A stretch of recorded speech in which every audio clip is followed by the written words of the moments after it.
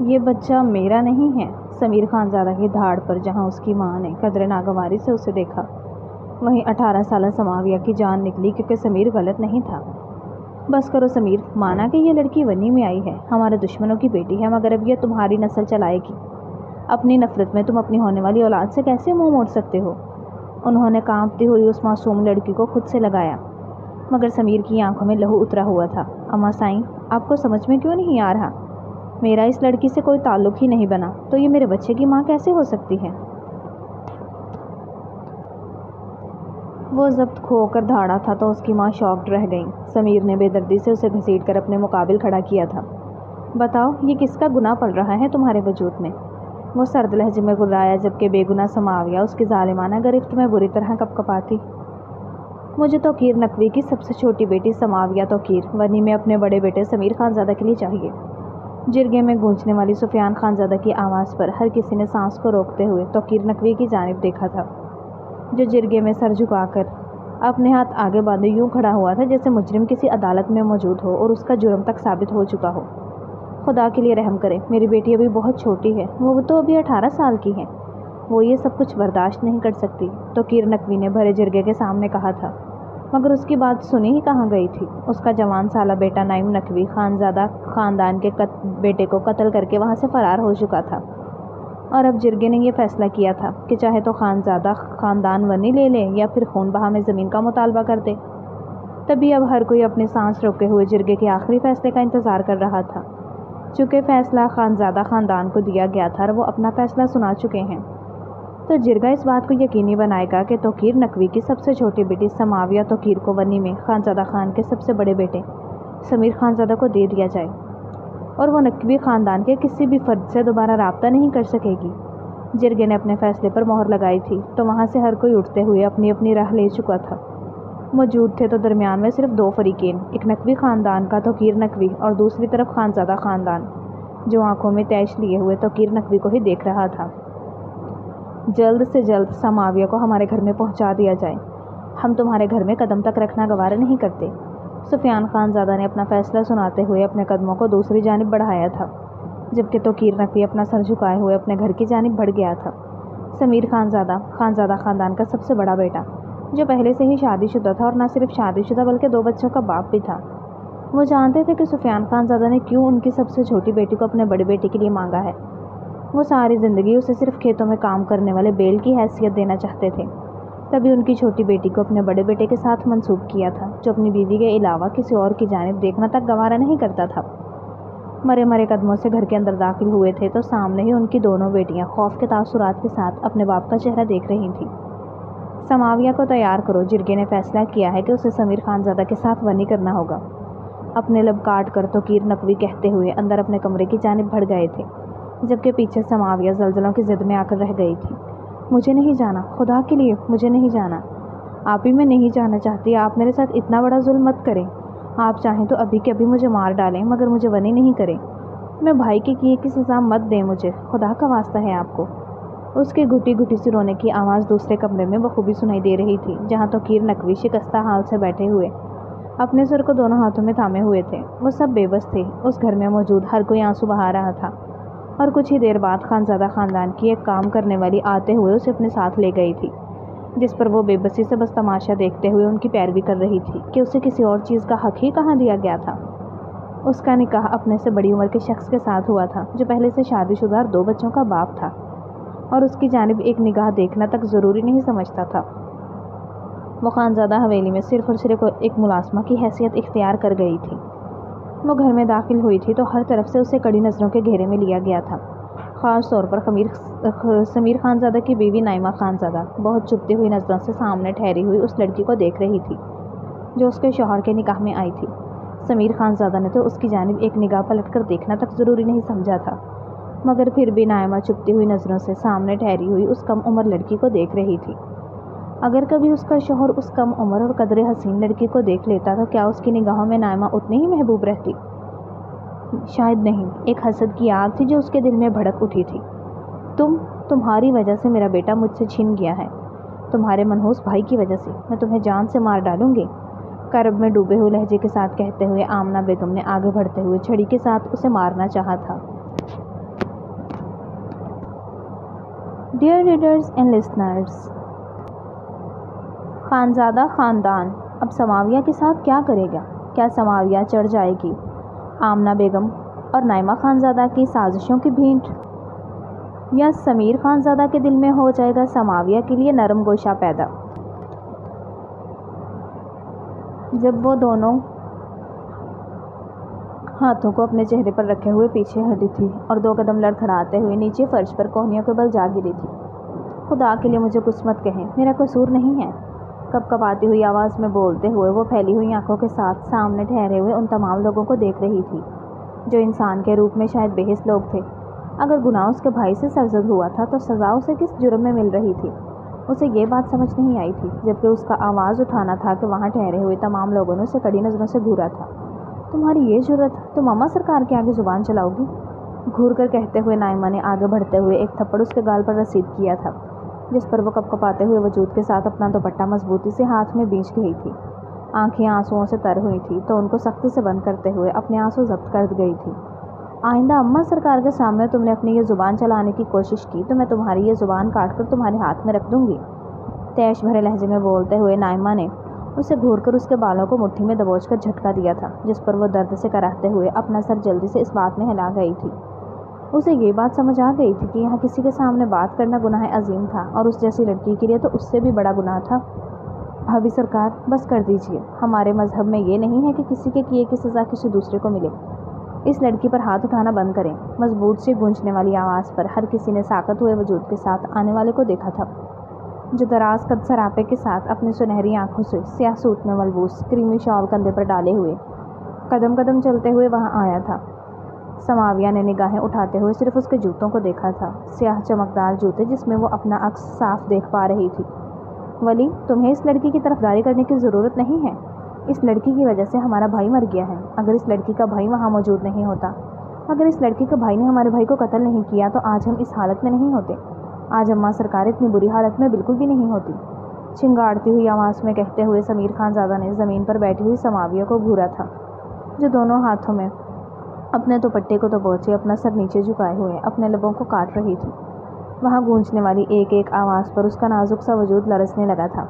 بھائی، مجھے نہیں لگتا کہ کوئی کسی کے قتل کا ذمہ دار ہو سکتا ہے، جھڑپ دونوں طرف بھی ہو سکتی ہے، مگر چونکہ قتل ایک کے ہاتھوں ہوا تھا تو میں اس گھر میں ونی لانے پر خاموش ہو گیا تھا، مگر ناحق کسی پر ظلم میں برداشت نہیں کروں گا۔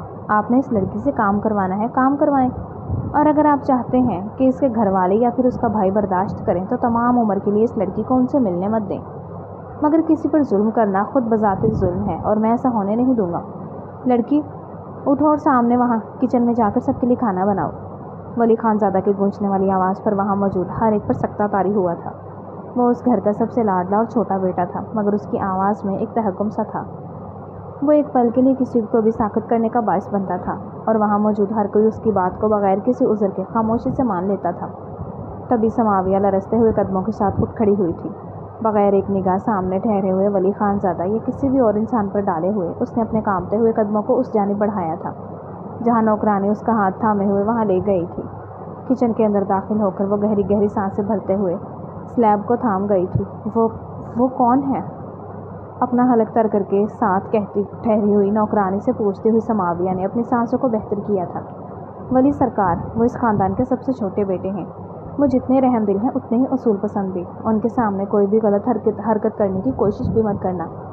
سمیر سرکار تمہیں کبھی بھی نہیں بچائیں گے، اس لیے جتنا ہو سکے اپنے سر کو جھکائے رکھو اور اپنے کام سے کام رکھو۔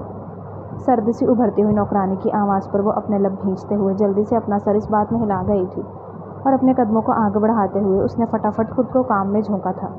اس کے لیے تو یہی کافی تھا کہ اس پر کسی بھی طرح کا کوئی تشدد نہیں کیا جائے گا۔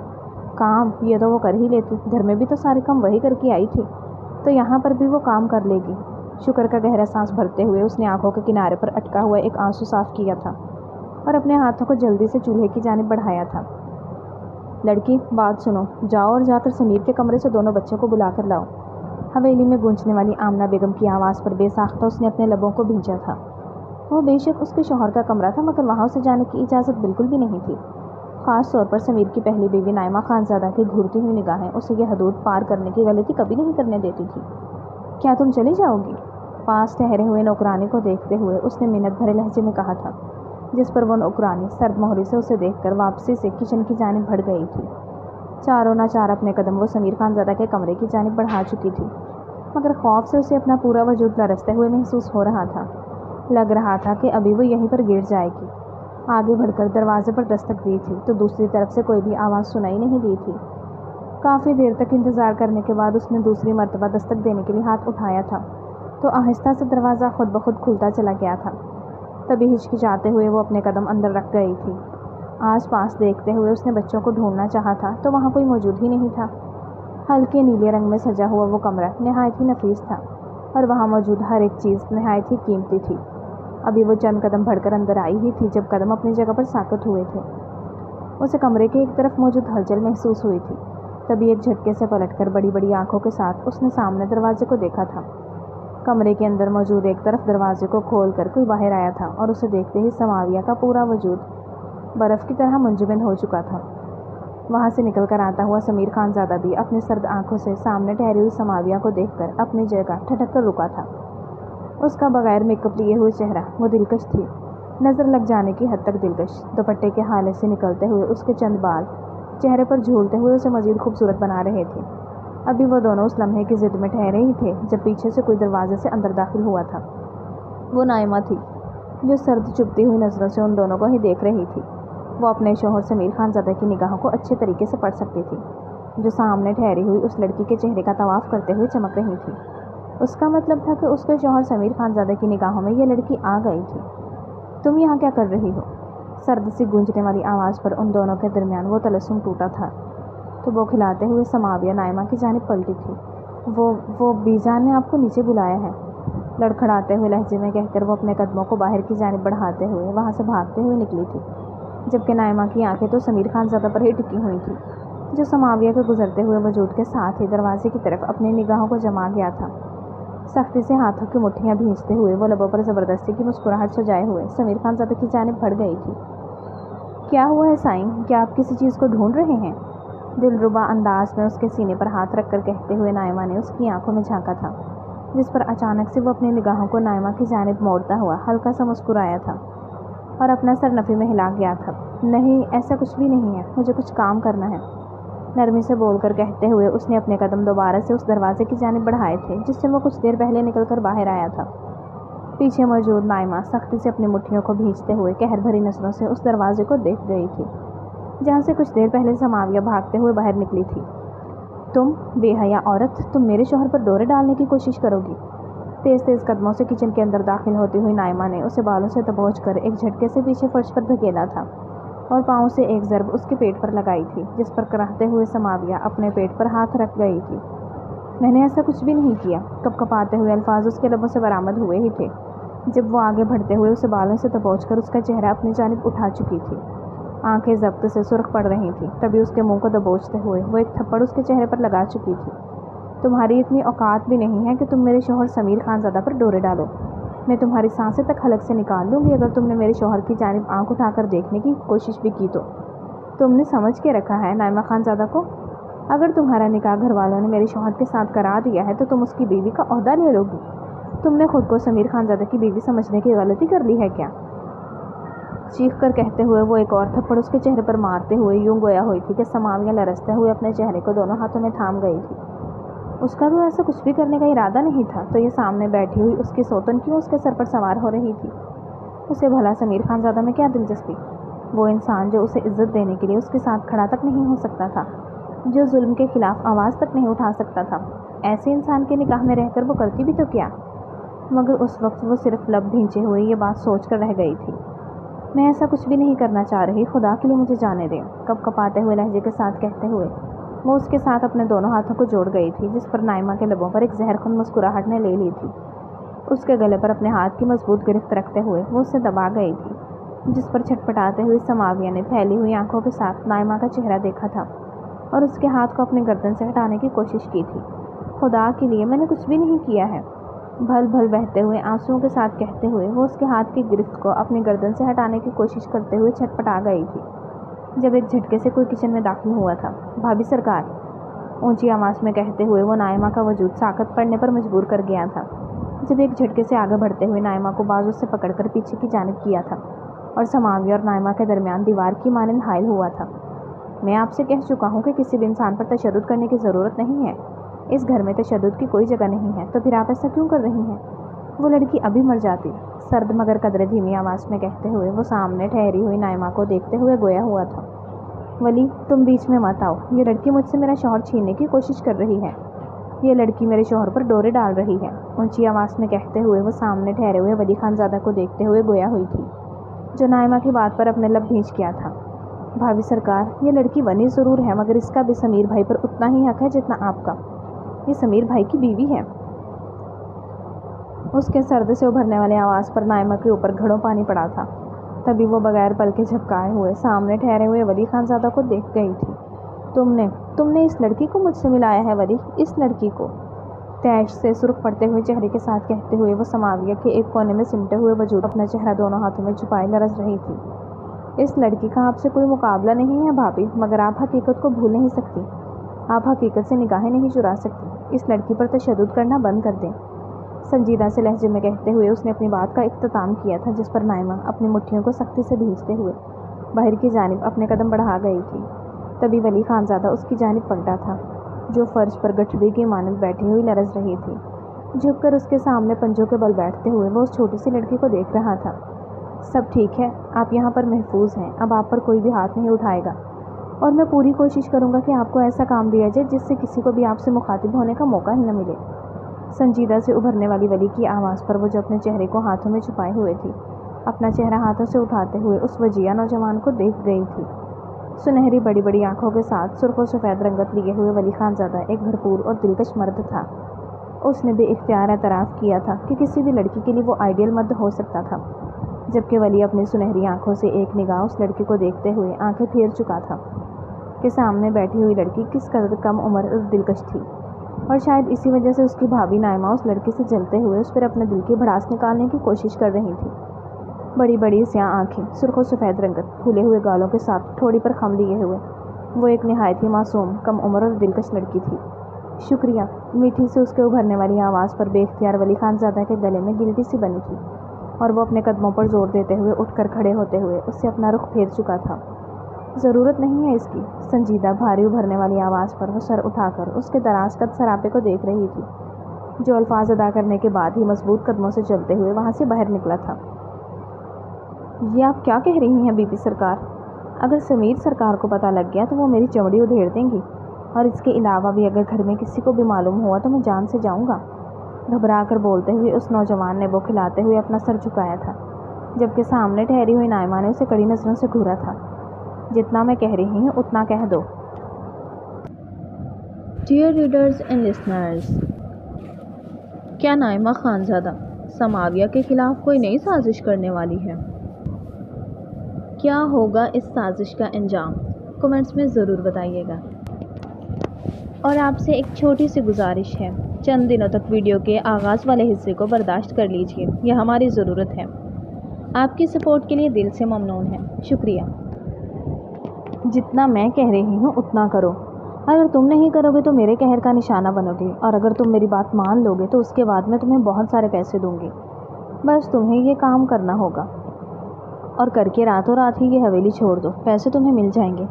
لیکن اگر تم نے اس کام سے پھرنے کی کوشش کی تو یہ بات یاد رکھنا کہ نائمہ خانزادہ دھوکہ دینے والوں کو کبھی بھی معاف نہیں کرتی۔ سرد نگاہوں سے سامنے ٹھہرے ہوئے نوجوان کو دیکھتے ہوئے نائمہ نے کہا تھا، جبکہ وہ نوجوان گر کر اس کے پیر پکڑ چکا تھا۔ بی بی سرکار، ایسا مت کریں، میں ایسا نہیں کر سکتا۔ وہ لڑکی چاہے اس گھر میں ایک ملازمہ کی بھی حیثیت نہیں رکھتی ہے، مگر پھر بھی وہ سمیر سرکار کے نکاح میں موجود ہے۔ اگر میں نے اس کے ساتھ دست درازی کی کوشش کی تو میں پھانسی پر لٹکا دیا جاؤں گا، خدا کے لیے ایسا مت کریں۔ گڑ گڑا کر بولتے ہوئے اس ملازم نے نائمہ کے پاؤں کو پکڑا تھا، جو بے حسی کی چادر اوڑھے ہوئے اسے دور دھکیل گئی تھی۔ اگر تم یہ کام نہیں کر سکتے تو کوئی اور کر دے گا، تمہیں پیسوں کی ضرورت نہیں ہے تو کوئی اور کر لے گا، تم یہاں سے دفع ہو سکتے ہو۔ ایک جھٹکے سے اپنا پاؤں اس کی گرفت سے چھڑاتے ہوئے وہ 2 قدم پیچھے لے کر اسے گھور گئی تھی، جو نیچے فرش پر بیٹھے ہوئے اپنی انگلیوں کو مسل رہا تھا۔ نہیں نہیں بی بی جی، میں یہ کام ضرور کروں گا، گڑبڑا کر کہتے ہوئے وہ اٹھ کر کھڑے ہوتے ہوئے نائمہ کے سامنے ہاتھ باندھ چکا تھا، جس پر نائمہ کے لبوں پر ایک شیطانی سی مسکراہٹ بکھری تھی۔ ٹھیک ہے، وہ لڑکی ایسے تمہارے ہاتھ نہیں آئے گی، اس کے لیے شہر سے میں ایک خاص دوا منگوا کر دوں گی، وہ تمہیں اسے پلانی ہوگی۔ اور اس کے بعد وہ لڑکی تمہاری، اسے اس قدر نوچ ڈالنا کہ وہ سمیر کے قریب آنے کی جرت بھی نہ کر سکے اور مجھ سے خوف کھائے۔ ایک ایک لفظ کو چبا چبا کر کہتے ہوئے نائمہ نے سامنے ٹھہرے ہوئے اس نوجوان کو دیکھا تھا، جو اس کی بات پر اپنا سر جھکا کر جلدی سے اپنا سر اس بات میں ہلا گیا تھا۔ ٹھیک ہے بی بی جی، ایسا ہی ہوگا جیسا آپ چاہتی ہیں، میں بالکل ویسا ہی کروں گا۔ شیطانیت اس کے حواسوں پر سوار ہوئی تھی تو کچھ دیر پہلے کا خوف اس کے ذہن سے نکل چکا تھا، جب نائمہ نے مسکراتے ہوئے اپنے قدم حویلی کے اندر بڑھائے تھے اور وہ نوجوان شیطانی آنکھوں سے سماویہ کے کمرے کی کھڑکی کو دیکھ گیا تھا۔ ٹھیک ہے، بس یہ کام کر کے یہاں سے بھاگنا ہے اور اس کے بعد میرے پاس پیسے بھی ہوں گے اور یہاں سے نکل جانے کا موقع بھی۔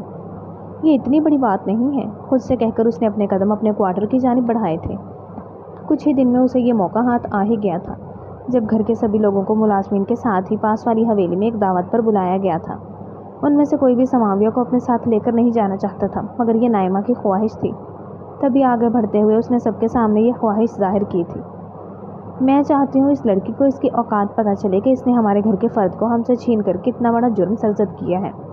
میں اسے اپنے ساتھ بڑی حویلی میں لے کر جانا چاہتی ہوں تاکہ وہاں سب کو یہ دکھایا جا سکے کہ جو بھی خانزادہ خاندان کے ساتھ الجھنے کی ہمت کرتا ہے اس کا انجام کیا ہوتا ہے۔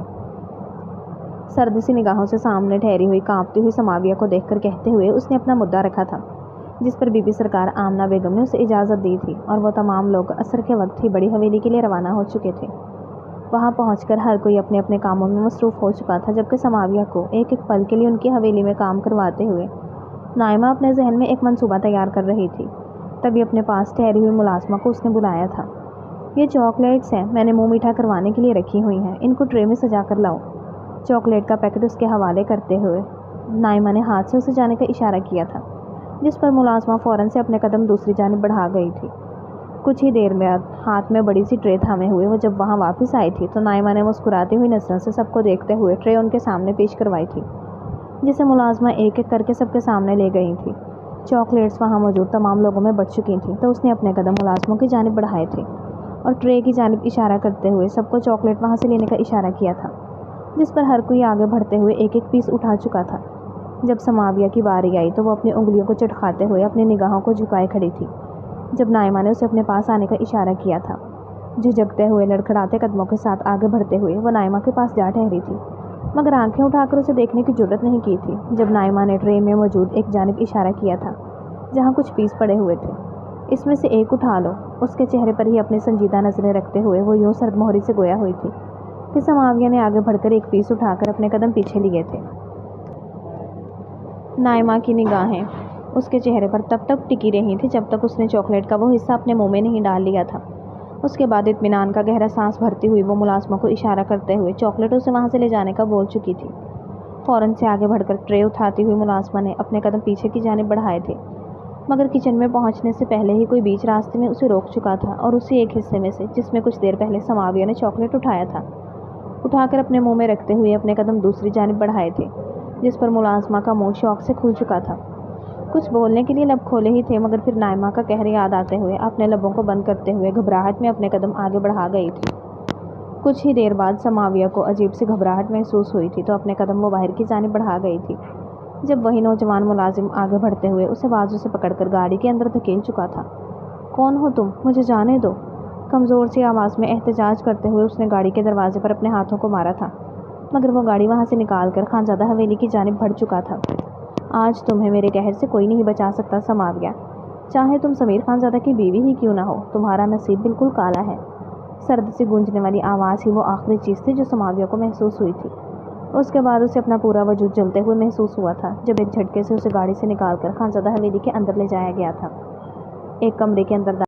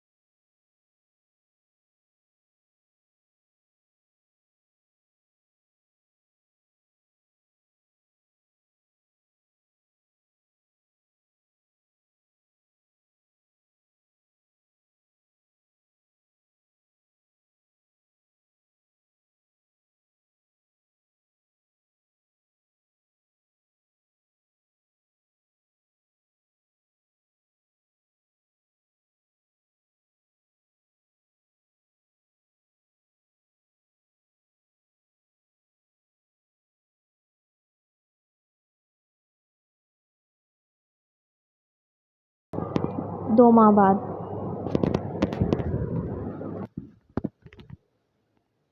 आहिस्ता आहिस्ता करके दिन गुजरते चले जा रहे थे जब समाविया अंदर ही अंदर घुलते हुए खुद को ख़त्म करती चली जा रही थी। खाना पीना बस सिर्फ सांस लेने के लिए ही कर दिया था। चुपचाप हर किसी के काम करते, ताने सुनते वो खुद को मरा हुआ महसूस करती थी। जब एक दिन चकराने के बायस वो किचन में काम करते हुए बेहोश हो चुकी थी। कुछ ही देर बाद हवेली में काम करती हुई भारी भरकम औरत किचन में दाखिल हुई थी तो उसकी नब्ज़ देखकर ही ये बता दिया था कि वो पिछले 2 महीने से पेट से है। हर कोई अपने लबों पर हाथ रखकर इस खबर को हजम करने की कोशिश कर रहा था, जबकि समाविया धड़कते हुए दिल और रुकती हुई सांसों के साथ ये खबर अपने ऊपर बिजली बनकर गिरते हुए सुन रही थी।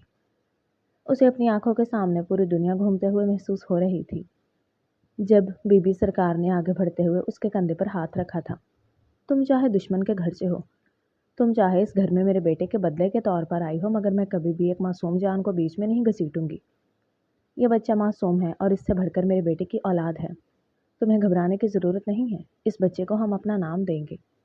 मजबूत लहजे में कहती हुई बीबी सरकार ने उसे देखा था, जो बेयकीनी भरी आंखों के साथ आमना बेगम को ही देख रही थी। हलक में गिल्टी से बनकर उभरी थी। अब वो उन्हें क्या बताती कि जो कुछ भी उसके साथ हुआ था वो तो उस बच्चे को किसी का भी नाम कैसे दे सकती थी। आंसू आंखों में झिलमिलाए थे तो वो अपना चेहरा दोनों हाथों में छुपाए फूट फूट कर रोई थी। जब समीर खान ज़्यादा भारी कदम लिए हुए उसके कमरे में दाखिल हुआ था। ये सब कुछ क्या हो रहा है? अपनी भारी आवाज़ के साथ कहते हुए उसने एक निगाह अपनी माँ की जानिब और दूसरी समाविया के चेहरे की जानिब डाली थी, जो अपने चेहरे को हाथों में छुपाए हुए थी। समाविया बेहोश हो गई थी तो हमने दाई अम्मा को बुलवाया। उनका कहना है कि ये 2 महीने से पेट से है, तुम्हारे बच्चे की माँ बनने वाली है। संजीदा से लहजे में कहती हुई बीबी सरकार ने समीर खानज़ादा को आगाह किया था, जिस पर वह गुस्से से सुर्ख पड़ते हुए चेहरे के साथ समाविया का चेहरा देख रहा था। ये सब कुछ क्या बकवास है? ये बच्चा मेरा नहीं है। समीर खानज़ादा की धाड़ पर जहाँ उसकी माँ ने कदर नागवारी से उसे देखा, वहीं 18 साल समाविया की जान निकली। क्योंकि समीर गलत नहीं था, मगर वो इस बात को यहाँ मौजूद बाकी सारे लोगों को कैसे समझाती कि जो कुछ भी उसके साथ हुआ था वो तो खुद उस तमाम मामले में बेकसूर थी। आखिर उसका क्या कसूर था जो उसे वनी कर दिया गया था, जो यहाँ आने के बाद उसकी इज्जत की हिफाजत नहीं की गई थी और वो एक दरिंदे के हाथों लगकर अब एक और वजूद को अपने पेट में लिए हुए थी और एक अजीम गुनाह की मर्तकब हो चुकी थी। कांपते हुए वजूद के साथ वो बस हर गुजरते पल के साथ अपनी आखिरी सांसों को गिन रही थी। बस करो समीर, माना कि ये लड़की वनी में आई है, हमारे दुश्मनों की बेटी है, मगर अब ये तुम्हारी नस्ल चलाएगी। अपनी नफरत में तुम अपने होने वाली औलाद से कैसे मुंह मोड़ सकते हो? उन्होंने कांपती हुई उस मासूम लड़की को खुद से लगाया। जब समाविया धड़कते हुए दिल के साथ अपनी सांसों को रुकता हुआ महसूस कर रही थी, मगर समीर की आंखों में लहू उतरा हुआ था। अम्मा साईं, आपको समझ में क्यों नहीं आ रहा? मेरा इस लड़की से कोई ताल्लुक ही नहीं बना तो ये मेरे बच्चे की माँ कैसे हो सकती है? वह जब्त खोकर धाड़ा था तो उसकी माँ शॉक्ड रह गई। एक झटके से खुद को समाविया के वजूद से अलहदा किया था तो फैली हुई आंखों के साथ वह सामने बैठी हुई उस मासूम सी लड़की को देख रही थी। वो तो समझी थी कि यह लड़की मासूम है, वो तो बस अपने बेटे के मर जाने के दुख में उस लड़की को अजियत देती हुई आई थी और दिल ही दिल में खुद को भी अजियत पहुंचाते हुए महसूस कर रही थी। मगर ये लड़की ऐसा कैसे कर सकती थी? खानज़ादा ख़ानदान की इज्जत होते हुए अपनी असमत को यूँ बुरे तरीके से कैसे रोन सकती थी? वो बेयकीनी से सोचते हुए अपने लबों पर हाथ रख गई थी, जबकि समाविया अपनी आंखों को मीच कर रोते हुए खुद को उन सबसे छुपाए हुए थी। जब समीर ने बेदर्दी से उसे घसीटकर अपने मुकाबिल खड़ा किया था, बताओ ये किसका गुनाह पल रहा है तुम्हारे वजूद में? वो सर्द लहजे में गुर्राया, जबकि बेगुनाह समाविया उसकी जालिमाना गिरफ्त में बुरी तरह कपकपाती हुई अपनी आंखों को खोलते हुए सामने ठहरे हुए इंसान को देख रही थी, जिसके निकाह में वो पिछले 6 महीने से थी और वो उसकी इज्जत की हिफाजत करने में बुरे तरीके से नाकाम रहा था। और न सिर्फ नाकाम बल्कि अपने किए का कसूरवार भी उसे ही ठहरा रहा था। मुझे बताओ कि तुमने किसके साथ जाकर मुँह काला किया है? मेरे निकाह में रहते हुए तुम्हें ऐसा करते हुए ज़रा भी शर्म नहीं आई, बेशर्म औरत? चिंगाड़ कर कहते हुए वो अभी उसके बालों से थामे उसे खींचते हुए गोया हुआ ही था, जब पीछे दरवाज़ा खोलकर कोई कमरे में दाखिल हुआ था। ये मेरा बच्चा है।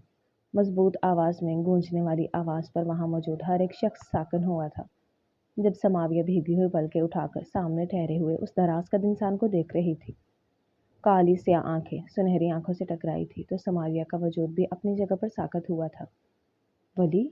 चिंगाड़ती हुई आवाज़ पर वली खानज़ादा कदम कदम चलते हुए उसकी जानिब आया था और एक झटके से समाविया के वजूद को समीर खानज़ादा के वजूद से अलहदा किया था।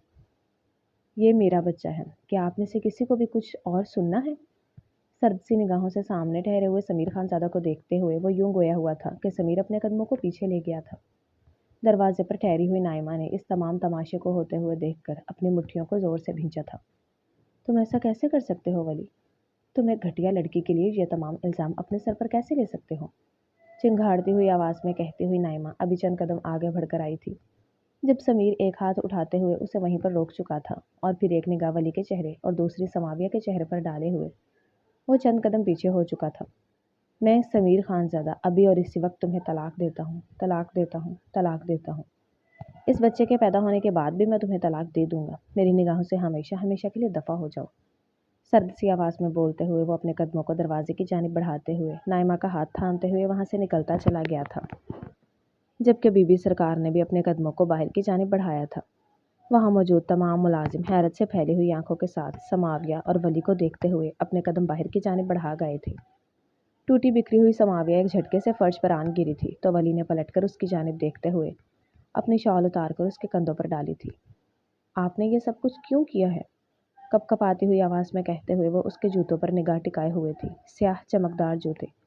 بات جب ایک معصوم عورت کی عزت پر آ جائے تو ہر گناہ ولی خان زادہ کے سر پر بھاری گھمبیر آواز میں کہتے ہوئے وہ شال سے اس کا پورا وجود ڈھکتے ہوئے اپنے قدم باہر کی جانب بڑھ گیا تھا۔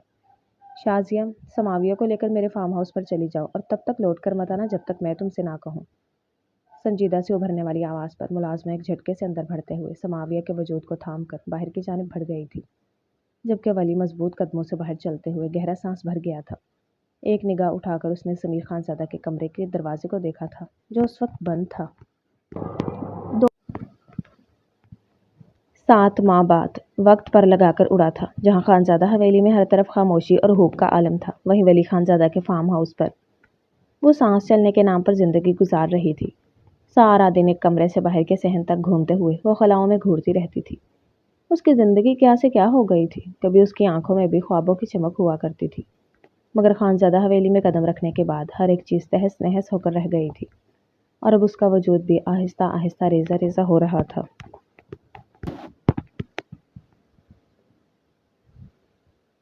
ڈلیوری کی ڈیٹ قریب ہی تھی اور اس بیچ خانزادہ حویلی میں سے کسی نے بھی اس کی جانب پلٹ کر دیکھا تک نہیں تھا۔ بس وہاں سے ساتھ آئی ہوئی ایک ملازمہ شازیہ ہی تھی جو اس کے کھانے پینے سے لے کر ضروریات کا خیال رکھتے ہوئے اس کے ساتھ رہتی تھی۔ اور پھر وہ دن بھی آیا تھا جب اس نے ایک بیٹے کو پیدا کیا تھا اور اس کے ساتھ ہی سمیر خان زادہ کی جانب سے تحریری طلاق نامہ بھی اسے موصول ہوا تھا۔ جب 7 مہینوں کے بعد بالآخر ولی خان زادہ پورے قد کے ساتھ اس کے سامنے موجود تھا۔ یہ آپ کا طلاق نامہ ہے، اب سے آپ آزاد ہیں، سنجیدہ سی آواز میں کہتے ہوئے وہ اپنی نگاہوں کو کھڑکی پر جمائے اس سے مخاطب ہوا تھا، جو بستر پر بیٹھے ہوئے ایک نومولود بچے کو اپنے ہاتھ میں تھامے ہوئے تھکی تھکی سی تھی۔ اگر آپ جانا چاہیں تو اپنے گھر واپس لوٹ سکتی ہیں۔ سنجیدہ سی ابھرنے والی اس کی آواز پر وہ اپنا سر اٹھا کر اس کی جانب دیکھ گئی تھی، جو کھڑکی کی جانب بھی دیکھ رہا تھا۔ اب میں گھر جا بھی کیسے سکتی ہوں؟ میرے پاس گھر واپس جانے کی کوئی وجہ نہیں رہی۔ اپنے ہاتھ میں موجود اس نومولود بچے کو دیکھتے ہوئے وہ بہت ہی آہستہ سے گویا ہوئی تھی۔ جب ولی نے اب کی مرتبہ اپنی نگاہوں کو پھیرتے ہوئے اس کے چہرے کی جانب دیکھا تھا، وہ حسین و دلکش چہرہ اب سیاہ حلقوں کی زد میں تھا۔ وہ پہلے سے کافی کمزور ہو چکی تھی اور رنگت میں زردیاں گھل چکی تھیں۔ تو اب آپ کیا کرنا چاہتی ہیں؟ سنجیدہ سے اس کے ابھرنے والی آواز پر وہ بے ساختہ اس بچے کے چہرے سے اپنا چہرہ اٹھاتے ہوئے ولی کی آنکھوں میں جھانک گئی تھی۔ مجھے نہیں معلوم، میرے پاس جانے کے لیے کوئی راہ نہیں ہے۔ میں جس بھی راہ کی جانب بڑھوں آخر میں مجھے بند گلی ہی دکھائی دیتی ہے۔ سنجیدہ اس کی ابھرنے والی آواز سوچ میں ڈوبی ہوئی تھی جب ولی خان زادہ نے اپنے قدم آگے کی جانب بڑھائے تھے اور اس کے نزدیک آ کر رکتے ہوئے جھک کر آہستہ سے اس بچے کو اپنے ہاتھ میں تھاما تھا۔ تو آپ میری جانب بڑھنے کی کوشش کریں، آپ کو یہ گلی کبھی بھی بند نہیں ملے گی۔ میں اس بچے کو اپنا نام دوں گا، مجھ سے نکاح کر لیں۔ سنجیدہ سے اس کے ابھرنے والی آواز پر سماویہ اپنا سانس تک روکے ہوئے سامنے ٹھہرے ہوئے ولی خان زادہ کو دیکھ رہی تھی۔ اس نے تو کبھی خواب میں بھی نہیں سوچا تھا کہ ایسا کچھ ہو سکتا ہے۔ وہ ایک طلاق یافتہ لڑکی جو کسی اور کے بچے کی ماں بن چکی تھی، سامنے ٹھہرا ہوا یہ شاندار انسان اس سے نکاح کی پیشکش کر رہا تھا۔ بے اختیار اس کی آنکھیں آنسوؤں سے بھر آئی تھیں تو آہستہ آہستہ آنسو گالوں پر بہتے ہوئے اس کے گالوں کو بھگونے لگے تھے، جب وہ اپنی آنکھوں پر ہاتھ رکھ کر پھوٹ پھوٹ کر روئی تھی۔ آپ یہ سب کچھ کیوں کر رہے ہیں؟ آپ پہلے ہی میرے مسیحا ہیں، آپ نے مجھے ہر ایک قدم پر بچایا ہے۔ اس دن میری عزت کی حفاظت کی تھی آپ نے، اور اب آپ اتنے اچھے کیسے ہو سکتے ہیں؟ بے بسی سے کہتے ہوئے کانپتے ہوئے لبوں کے ساتھ گویا ہوئی تھی جب ولی خان زادہ نے جھک کر اس بچے کے ماتھے پر اپنے لب رکھے تھے۔ آج سے میں اس کا نام یوسف رکھتا ہوں۔ یہ تمہارے لیے مشکل گھڑی میں ہمیشہ خدا کی طرف سے بھیجا گیا تحفہ ثابت ہوگا۔ یوسف ولی خان زادہ، نرم دھیمی آواز میں کہتے ہوئے وہ ہلکا سا مسکراتے ہوئے اس بچے کا چہرہ دیکھ کر آیا تھا جو اب اپنے چھوٹے چھوٹے ہاتھوں سے اس کی انگلی کے گرد مضبوطی سے تھامتے ہوئے خود بھی مسکرا رہا تھا۔ سماویہ نے بھیگی ہوئی پلکیں اٹھا کر ان دونوں کی جانب دیکھا تھا اور پھر بغیر کچھ کہے ہی اپنی زبان کو ہلایا تھا۔ یوسف ولی خان زادہ۔ 2 ماہ بعد سماویہ کے کندھے کے گرد اپنا ہاتھ مضبوطی سے حائل کیے ہوئے وہ خانزادہ حویلی کے دروازے سے اندر داخل ہوا تھا جب سماویہ جھجکتے ہوئے اس کے چہرے کو دیکھ گئی تھی جو پلکوں کو جھپکاتے ہوئے اسے اپنے ساتھ چلنے کی یقین دہانی کرا رہا تھا۔ اس کے مضبوط بازوں کے حصار میں ایک طرف سماویہ تھی تو دوسری جانب 2 ماہ کا یوسف جو پرسکون طریقے سے اپنی آنکھیں بند کیے سو رہا تھا۔ حویلی کے بڑے سے لاؤنج میں اسے داخل ہوتا ہوا دیکھ کر وہاں موجود تمام لوگ ٹھٹک کر رہ گئے تھے۔ ولی خان زادہ، تمہاری ہمت کیسے ہوئی اس لڑکی کو اس گھر میں لے کر آنے کی؟ چنگھاڑتی ہوئی سی آواز سمیر خان زادہ کی تھی جبکہ بی بی سرکار نے بھی اسے اندر آتے ہوئے دیکھ کر اپنے لب بھینچے تھے۔ ولی، ہمیں تم سے جتنی محبت ہے یہ بات تم اچھے طریقے سے جانتے ہو، مگر ہم ایک بدکردار لڑکی کو کبھی بھی اس گھر میں دوبارہ سے داخل نہیں ہونے دیں گے۔ ویسے بھی سمیر اسے طلاق دے چکا ہے تو اب اس لڑکی کو یہاں سے واپس نکال دو، ہم اس کی شکل بھی نہیں دیکھنا چاہتے۔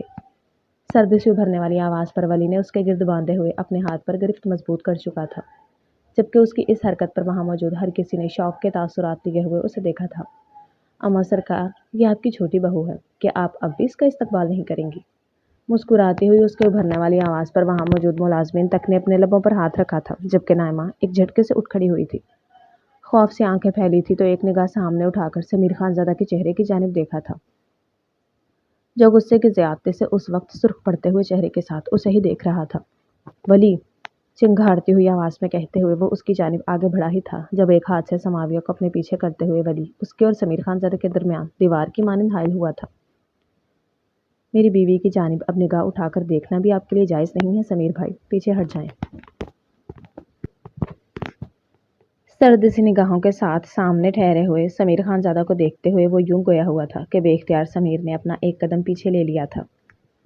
نرمی سے سماویہ کے وجود کو کندھے سے تھام کر اپنے ساتھ لیے ہوئے وہ آمنہ بیگم کے سامنے جا کھڑا ہوا تھا اور اس کی گود میں یوسف کو دیا تھا۔ یہ آپ کا پوتا ہے یوسف ولی خان زادہ۔ مسکراتے ہوئے نظروں سے یوسف کے چہرے کو دیکھتے ہوئے ولی خان زادہ نے کہا ہی تھا جب آمنہ بیگم بے اختیار ولی کے چہرے کو دیکھ رہی تھی۔ یوسف، یہ سب ڈرامے بند کرو، یہ بات تم بھی اچھے طریقے سے جانتے ہو اور ہم بھی۔ تمہارا اس لڑکی سے کبھی کوئی تعلق تھا ہی نہیں تو تم اس بچے کو اپنا نام کیسے دے سکتے ہو؟ یہ بچہ ایک گند ہے، ایک سیاہ کار۔ اس بے شرم لڑکی کو نہ جانے یہ بھی پتا ہے یا نہیں کہ اس بچے کا اصل حقیقی باپ ہے کون؟ چنگھاڑتی ہوئی آواز میں کہتے ہوئے سمیر خان زادہ نے انگلی اٹھا کر ولی کی جانب اور یوسف کی جانب اشارہ کرتے ہوئے کہا تھا جب ولی نے ایک جھٹکے سے پلٹتے ہوئے سمیر خان زادہ کا گریبان تھاما تھا۔ ایک اور لفظ میرے بیٹے کے بارے میں بھول جاؤں گا کہ آپ میرے سگے بھائی ہیں۔ سرد سے ابھرنے والی اس کی آواز پر سمیر خان زادہ کا وجود ساکت ہوا تھا۔ تم اس گند کی پوٹلی کے لیے اپنے بھائی کے گریبان کو تھام رہے ہو؟ بے یقینی بھری اس کی آواز پر ولی اپنے لب بھینچ گیا تھا۔ میں یہ بات کبھی نہیں بتاتا، مگر جس بچے کو آپ گندگی کہہ رہے ہیں وہ اور کسی کے نہیں بلکہ آپ کی اولاد ہے، یہ خان زادہ خاندان کا خون ہے۔ ولی کی سنجیدہ سے ابھرنے والی آواز پر وہاں موجود تمام لوگوں نے اپنے لبوں پر ہاتھ رکھا تھا جبکہ سمیر خان زادہ کے لبوں پر تمسخر بھری مسکراہٹ ابھری تھی۔ یہ بچہ میرا نہیں ہے، میرا اس لڑکی کے ساتھ کبھی کوئی تعلق رہا ہی نہیں ہے تو یہ بچہ میرا کیسے ہو سکتا ہے؟ ترچھی گردن کر کے کہتے ہوئے سمیر خان زادہ نے کہا لگایا تھا تو ولی خان زادہ نے بھی اس کی طرح ہی گردن ترچھی کی تھی۔ کیا آپ کو سچ میں یقین ہے؟ سیدھا سے ابھرنے والی اس کی آواز پر سمیر کے لبوں سے مسکراہٹ غائب ہو چکی تھی۔ تم کہنا کیا چاہتے ہو؟ حلق تر کرتے ہوئے ابھی اس نے پوچھا ہی تھا جب ولی خان زادہ نے اپنے کوٹ کی جیب سے کاغذ نکالتے ہوئے اس کے سامنے پیش کیا تھا۔ بڑی حویلی میں دعوت کی رات یاد ہے آپ کو؟ جس رات آپ بے چینی میں مجھے لیے ہوئے حویلی واپس آئے تھے۔ شاید آپ کو منظر کچھ دھندلا دھندلا یاد ہو۔ آپ کی اپنی ہی بیوی نے آپ کو نشے کی گولیاں دی تھی۔ ملازموں کو ایک نگاہ دیکھتے ہی اس نے تمام سچ اگل دیا۔ تب اس دن اس حویلی کے ڈرائیور نے آپ کی اس بیوی کے ساتھ زیادتی کرنے کی کوشش کی تھی۔ تب میں نے اسے اس کمرے سے باہر دھکیلا تھا اور وہاں اس کمرے میں سماویہ کے ساتھ اور کوئی نہیں بلکہ آپ موجود تھے۔ یہ بچہ یوسف آپ کا بیٹا ہے، آپ کا اپنا خون۔ اس کے ایک ایک لفظ پر وہاں موجود تمام لوگوں کا چہرہ سفید پڑا تھا۔ समाविया बे यकीनी भरी नजरों से सामने ठहरे हुए वली और फिर दूसरी तरफ ठहरे हुए समीर खानजादा को देखकर पीछे मौजूद कुर्सी को मजबूती से थाम गई थी, जबकि नाइमा को अपने कदमों से जान निकलते हुए महसूस हो रही थी। समीर खानजादा ने पीछे पलटकर उसे बाजू से दबोचते हुए उसकी आंखों में अपनी आंखों को गाड़ा था। क्या ये सच कह रहा है? क्या तुमने ही उस दिन मुझे वो नशे की गोलियां खिलाई थी, उस चॉकलेट में डालकर? बेयकीनी भरी आवाज में कहते हुए वो नाइमा से मुखातिब हुआ था, जो घबराहट में अपना सर नफी में हिला गई थी। नहीं नहीं, मैंने ऐसा कुछ भी नहीं किया है। मगर उसकी घबराहट हर एक चीज़ वाज़ह कर चुकी थी। अपने कोट को दुरुस्त करते हुए वो हाथ में थामा हुआ कागज़ समीर खानज़ादा के हाथ में थमा चुका था। तुम्हारी तसल्ली के लिए मैंने डीएनए टेस्ट भी करा लिया था। ये तुम्हारा अपना ही खून है जिसे तुम गंदगी कह रहे थे। सर्द सी उभरने वाली आवाज़ पर समीर खानज़ादा का वजूद साकत हुआ था, तो नाइमा ने खौफ से फैली हुई आंखों के साथ उस कागज़ को देखा था। और अब वो जानती थी कि उसकी ज़िंदगी में अब सब कुछ पहले जैसा नहीं हो सकता था। वली खानज़ादा ने पलटते हुए समाविया के कंधे के गिर्द अपने हाथ को मजबूती से हाइल किया था, तो दूसरी जानिब बढ़ते हुए यूसुफ खानज़ादा को अपनी बाहों के हिसार में भरकर अपने कदम अपने कमरे की जानिब बढ़ाए थे। आज से तुम इस घर की छोटी बहू हो और यूसुफ हमारा बेटा है, नरमी से कहते हुए वो उसके माथे पर लब रखे उसे लिए अपने कमरे में दाखिल हुआ था, जबकि लाउंज में खामोशी सी छा चुकी थी। डियर रीडर्स एंड लिसनर्स, कैसी लग रही है आपको समाविया और वली खानज़ादा की कहानी? कमेंट्स में ज़रूर बताइएगा।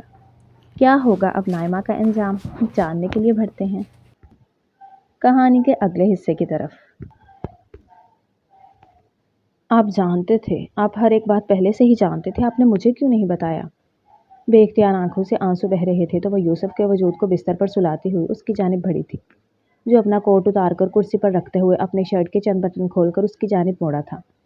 मेरा इरादा नहीं था कि किसी पर भी यूसुफ की हकीकत को वाज़िया कर दूं, मगर जब इसका खुद का बाप ही इसे गंदगी कह रहा था तो मैं ये बोलने पर मजबूर हो गया। मुझे तुम्हारी पाठसाई पर कभी भी शक नहीं था। मैं पहले दिन से ही जानता था कि तुम कितनी मासूम और खूबसूरत हो। नरमी से मुस्कुराकर कहते हुए वो उसके चेहरे पर हाथ रखते हुए उसे देख रहा था, जब समाविया भीगी आंखों के साथ हल्का सा मुस्कुराई थी। आप इतने अच्छे क्यों हैं?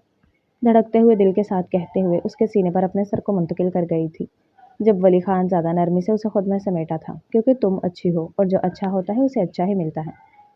नरमी से मुस्कुरा कर कहते हुए वो उसके वजूद को अपने बाजुओं के हिसार में मजबूती से भर गया था, जब वो बौखलाते हुए उसके चेहरे की जानिब देख गई थी।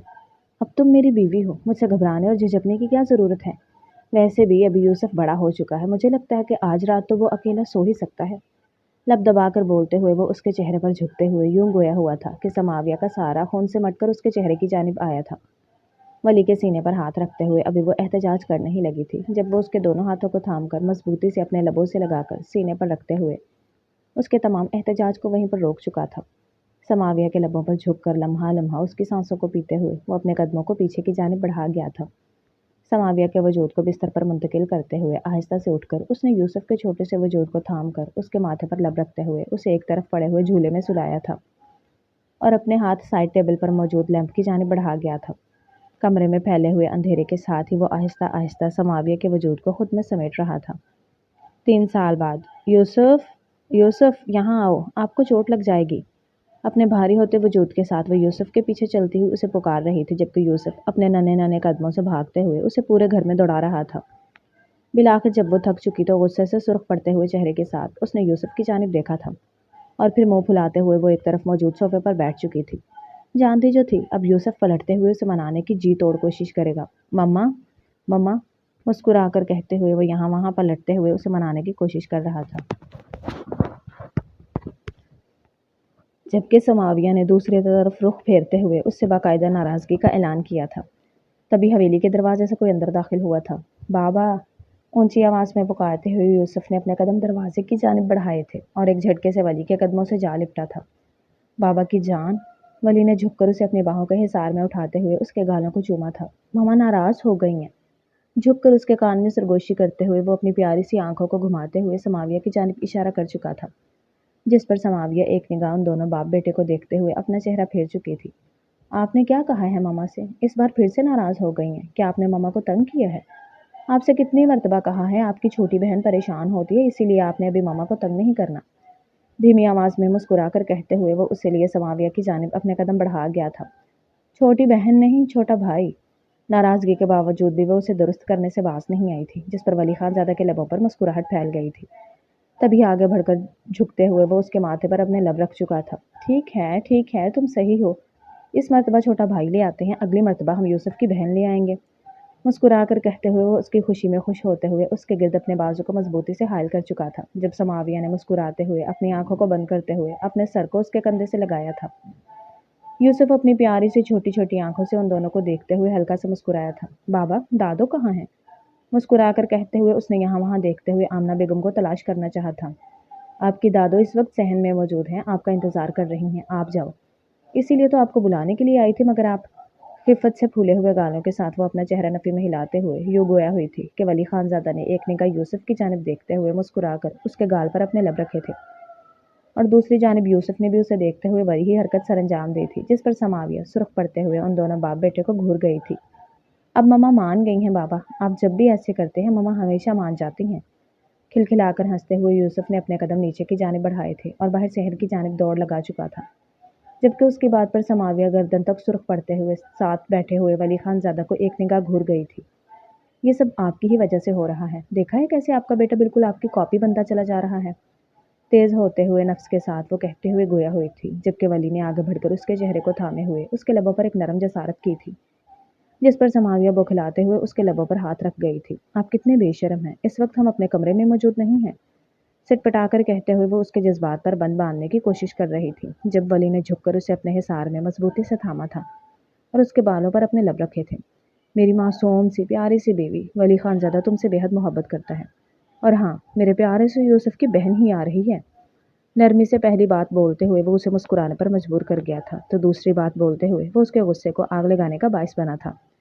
इससे पहले कि वो मजीद कुछ भी बोलते, झुककर उसे अपने बाजुओं के हिसार में भरते हुए वो उसे अपने कमरे की जानिब कदम बढ़ा चुका था, जिस पर समाविया ने फूलते हुए सांसों के साथ अपने बड़े से पेट पर हाथ रखते हुए मुस्कुराते हुए उसके कंधे से अपना सर लगाया था। ठीक है, जैसे तुम चाहो। उसकी उभरने वाली नरम सी आवाज़ पर वली खानज़ादा के लबों पर मुस्कुराहट बिखर चुकी थी। ख़त्म शुरू। डियर रीडर्स एंड लिसनर्स, कैसे लगा आपको मुकम्मल नावल? कमेंट्स में ज़रूर बताइएगा। नावल अच्छा लगा हो तो वीडियो को लाइक कर दें, दोस्तों के साथ शेयर कर दें और चैनल को सब्सक्राइब कर दें, ताकि आने वाला हर नया नावल आप तक पहुंचता रहे। कल मिल